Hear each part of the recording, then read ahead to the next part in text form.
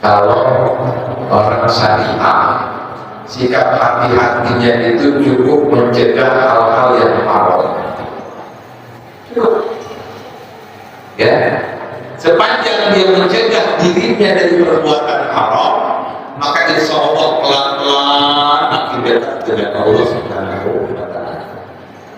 Tapi kalau ada orang yang sudah mulai berwajib kepada seseorang musyrik, maka janji setianya itu harus benar-benar diwujudkan dengan melakukan proses ittiba, ya, melakukan proses menduplikasi.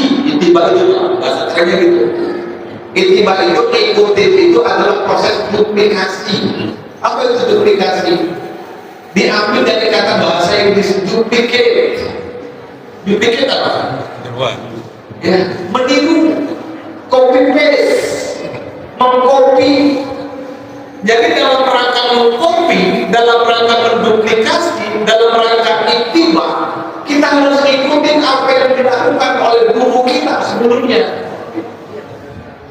Guru kita sebelumnya itu puasanya rajin, maka kalau kita ingin seperti guru kita, puasa itu harus rajin.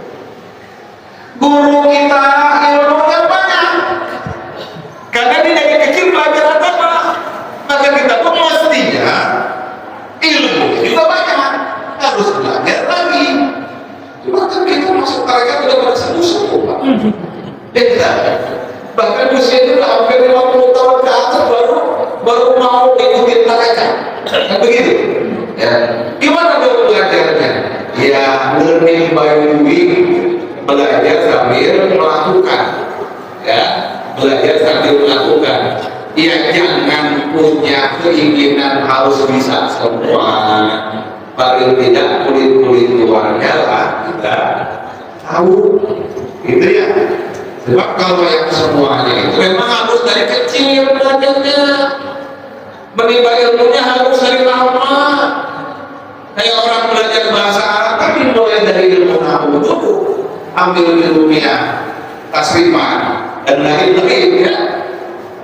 Itu kalau orang mau belajar apa yang belajar menafsirkan Al-Quran, tapi ini kan telat kita.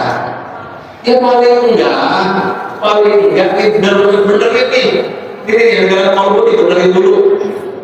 Makanya dulu kita mentalkin itu pada saat takdir pikir kopi itu diawali dengan batu kopi,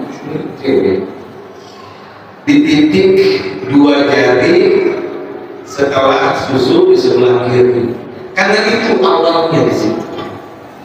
Ya, banyak nafs yang hewaniah di situ, ya, banyak kerusakan di situ, maka dibenahi di titik di situ yang paling banyak, yang paling awal, jikirin sebanyak-banyaknya. Kalau misalnya orang yang baru talqin dzikir, juga orang-orang yang pernah membawa orang talqin dzikir, itu latihkan kepada mereka supaya pada awal-awal itu konsen di dzikir latifatul qalbi dengan memperbanyak ismujat di situ. Ya. Prakteknya gimana Ustaz? Supaya ismujatnya hidup, zikir jahatnya banyakin. Zikir jahatnya minimum sekali zikir 1000 paling tidak, 2000, 3000. Baru berterang. Kalau cuma 165 itu cuma sampai kepada dosis awal, ya, mengumpulkan kewajiban. Tapi kalau mau cepat gerakannya itu minimum 1000, paling bisa 2000, 3000 sekali zikir dulu gitu. Ya, cobain nih di rumah, mulai dari sini, ntar malam tuh, ya, ntar malam bangun jam 2 pagi setelah dia mulai beres, menunggu sholat subuh, zikir sebanyak-banyaknya, zikir jahat. Insya Allah bakal menggerakkan kalbu kita. Dan ketika kita masuk kepada zikir kopi, mudah masuknya ke zikir kopi. Kenapa? Karena terkondisikan. Kayak orang mau berenang, ngapain dulu orang mau berenang? Pemanasan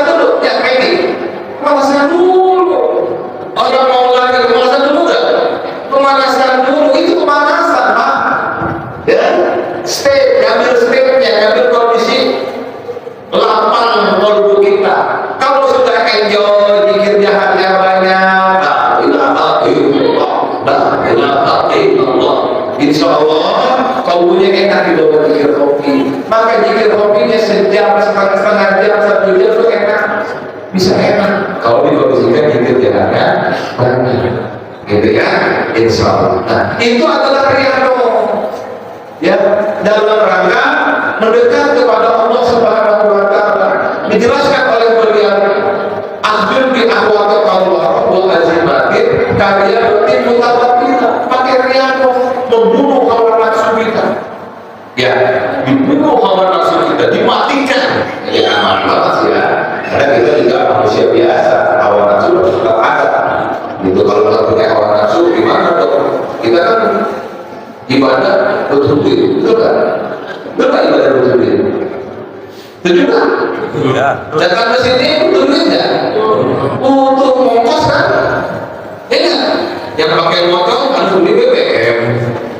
Enggak? Yang jalan kaki harus sarapan dulu, betul enggak? Yang punya mobil apa lagi? Harus pakai bensin juga.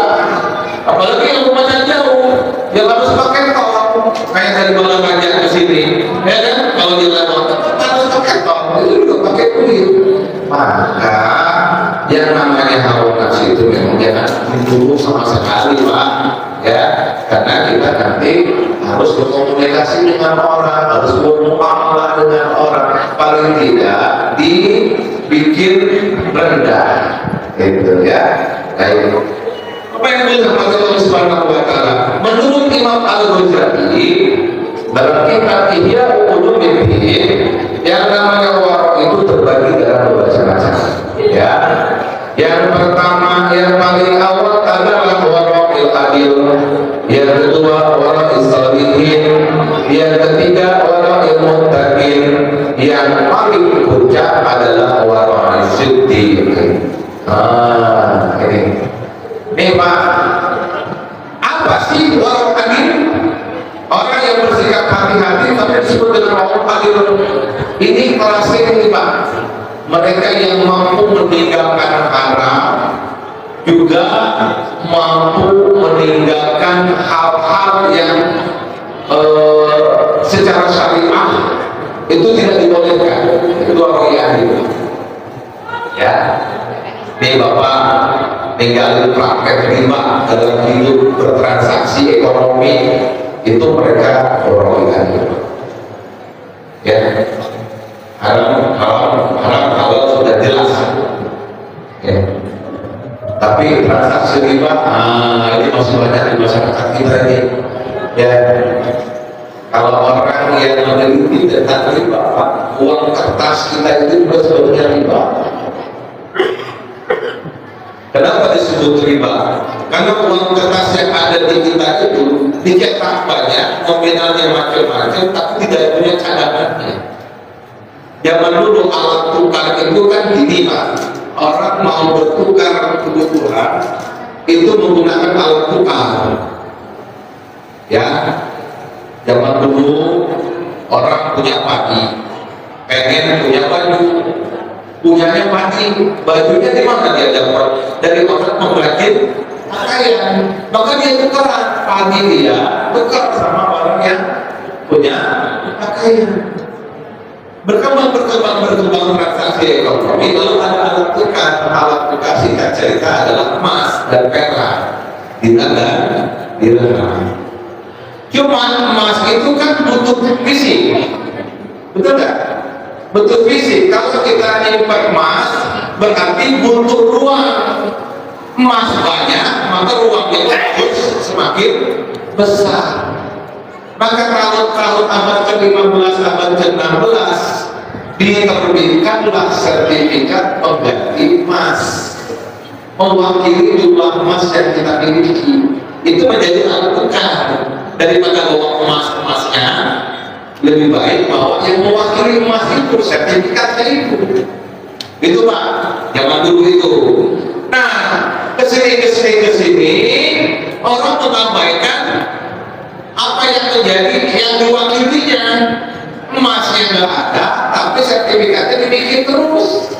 Inilah yang menjadi riba kemudian. Ya, kenapa? Karena cadangannya nggak ada, real asetnya nggak ada. Yang ada cuma kain kertas yang berubah warna saja, ya, dan nominalnya sekian macam-macam, itulah yang menjadi riba. Itu. Nah, nih warung adil adalah orang yang mampu meninggalkan riba. Kalau kita zaman sekarang kira-kira transaksi tidak menggunakan rupiah bisa nggak? Nggak bisa, karena alat tukar kita masih rupiah saat ini. Itu ya. Kita mau ganti sistemnya, oh hati-hati, mau ganti sistem untuk alat tukar pemerintah kita, makar itu, ya, makar. Artinya apa? Kalau negara, makanya kemarin tuh di Depok ada orang yang apa namanya sedang mensosialisasikan dirham kembali, itu langsung digerebek oleh polisi. Kenapa? Karena dia menyalahi undang-undang tentang uang negara Republik Indonesia. Satu-satunya uang di negara Republik Indonesia adalah RUPIAH, rupiah. Nggak boleh ada yang lain. Sementara secara agama itu adalah riba kumaha. Ya, disitulah ada kompromi. Ya, ada kompromi. Senyampang tidak ada substitusinya, maka para ulama boleh bertransaksi meskipun alat transaksinya adalah. Artinya gimana Ustaz? Selama ini hidup kita menggunakan riba, betul. Karena harus banyak tahu. Itu guru kita mengajarkan berbanyak taubat meskipun kita tidak merasa melakukan perbuatan dosa. Betul nggak? Taubatnya berkali-kali tuh. Ya mulai kita taubat. Habis sholat maghrib menuju sholat isya ada sholat sunnah taubat. Banyak banget sholat sunnah taubat yang harus kita lakukan ya.